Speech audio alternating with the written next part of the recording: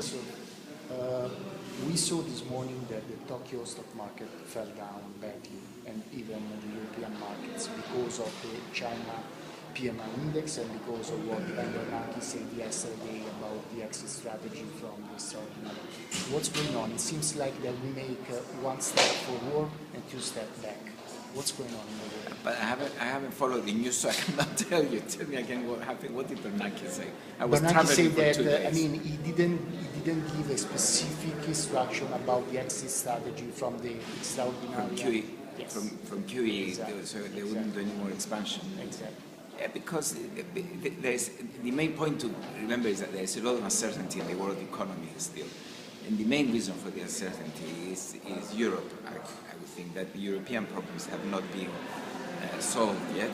And this is that people are looking to the United States to provide leadership and maybe to the emerging markets like China. And then the slight negative news about recovery and expansion coming out of those countries causes all this volatility in world stock markets.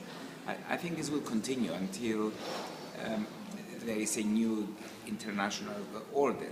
Like we're still relying on the IMF a little bit too much, I think, given what it can do. And within Europe, there doesn't seem to be the political will to solve our problems. So that small changes in the rate of growth of China, for example, do not affect the international stock markets. Do not affect? No, if we sort out our problems within Europe, then I think they will not affect the international stock markets, because the United States is on a recovery path, which I think is going to be robust. So I wouldn't think we're justified to have a big reaction to it. There shouldn't have been such a big reaction to what Bernanke said. But the main problem remains the debt problem in Europe.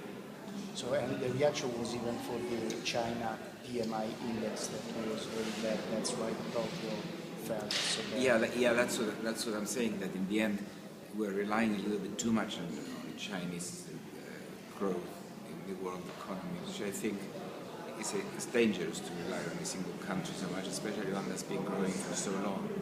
So basically, Europe should be more independent in this way. Yes.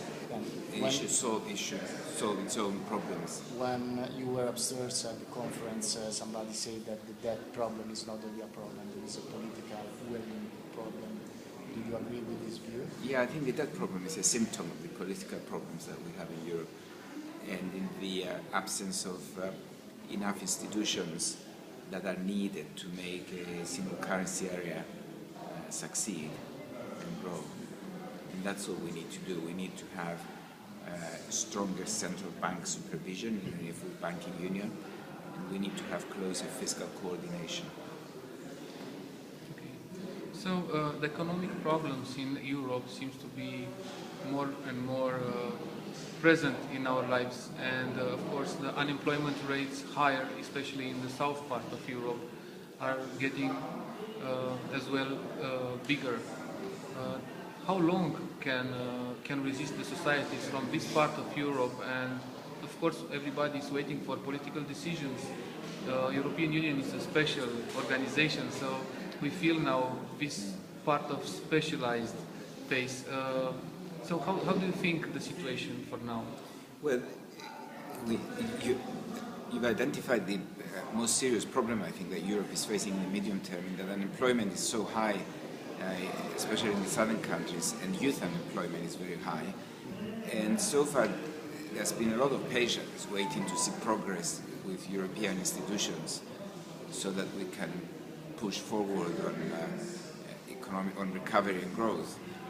But now we're dragging our feet again, and there are delays, and the longer the delays last, the more risks we're running that patience will run out, and the union will be breaking up at the seams on its own in a disorderly way, which would be the worst possible outcome.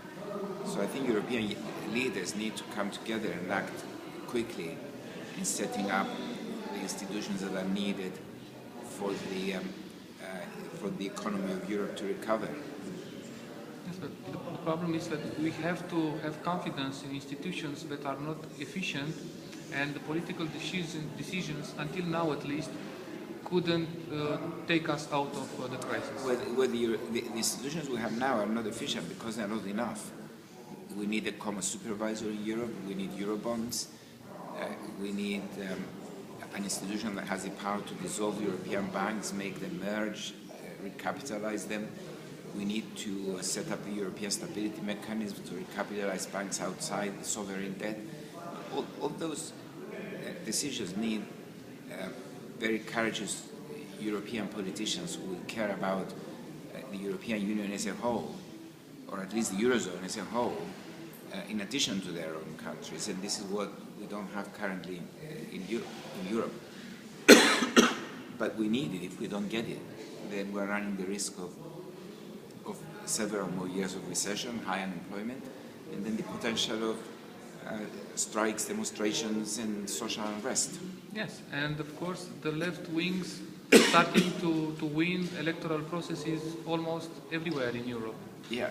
So the courageous measures. Yeah, which they don't have themselves ideas. You know, for example, France hasn't come up with any major ideas for Europe as a whole. You know, maybe within France they are doing things that would benefit them, but Europe needs decision makers as well. You know, like we used to have Schmidt, Giscard d'Estaing, and Schuman and Delors, great politicians who were interested in Europe as a whole, and they were pushing the European Union towards closer and closer cooperation.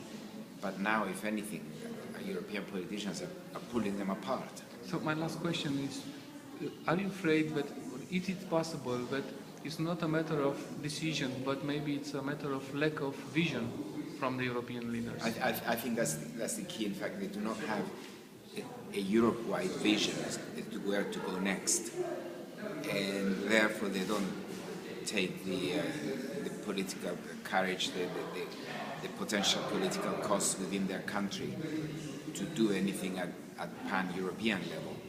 You know, we see, for example, that the policies that Germany is following now, they're apparently very popular with the German voters, but they are not with anyone outside Germany, and this is drawing a kind of gap between Germany and the rest of Europe, which is very dangerous, I think, for the future of Europe as a whole. Thank you so much, Professor.